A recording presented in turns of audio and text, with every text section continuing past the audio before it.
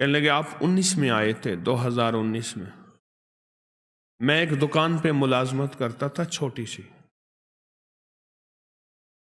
اور خطرہ یہ رہتا تھا کہ وہ ملازمت کرنے والا دکاندار جو ہے وہ مجھے کہیں فارغ نہ کر دے، یا وہاں دن رات مسائل ہی مسائل تھے، مشکلات ہی مشکلات تھیں، پریشانیاں ہی پریشانیاں۔ آپ نے مجھے دو چیزیں بتائی تھیں، ایک 129 بار سورت کوثر، اور ایک سارا دن چلتے پھرتے سورت قریش۔ ہوا کیا؟ منظر کیسے بدلا؟ اس نے جو مجھے نقشہ بتایا وہ میں ذرا بتاتا ہوں۔ کہنے لگے میں نے پڑھنا شروع کر دیا۔ یہ میں بتا رہا ہوں آپ کو، ایک الفاظ کے جذبے ہیں، نعت کے، ایک دل کے جذبے ہیں کہ کملی والے کا کوئی امتی پریشان حال ہے تو پریشان حال نہ رہے۔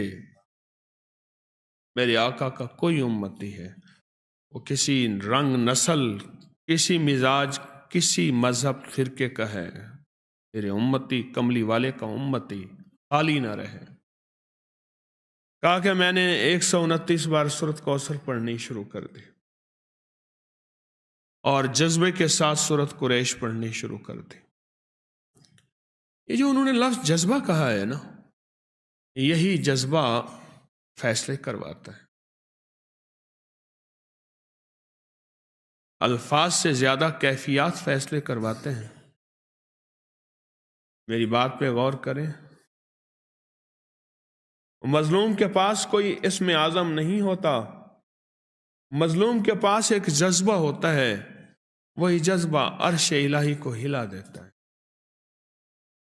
ہمارے پاس الفاظ ہوتے ہیں، کیفیات نہیں ہوتی، جذبہ نہیں ہوتا، اور جذبے کی کمی کی وجہ سے ہم محروم رہ جاتے ہیں۔ پھر کہتے ہیں اتنا عرصہ آئے، اتنا عرصہ کیا، کیوں نہیں ملا؟ جذبہ جذبہ جذبہ۔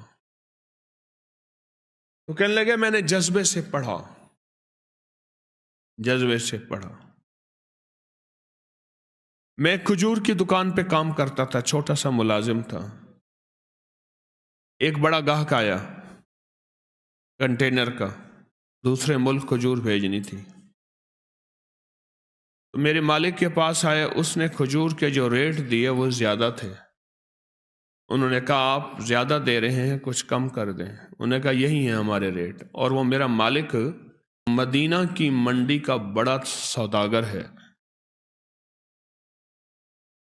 اور ایسا سوداگر ہے وہ جو ریٹ نکالتا ہے وہی چلتا ہے۔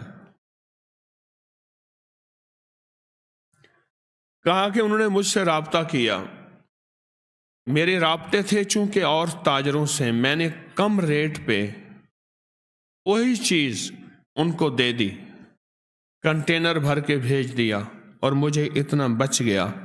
کہا کہ وہ سب سے پہلا تحفہ تھا 129 بار سورت کوثر اور سورت قریش کا۔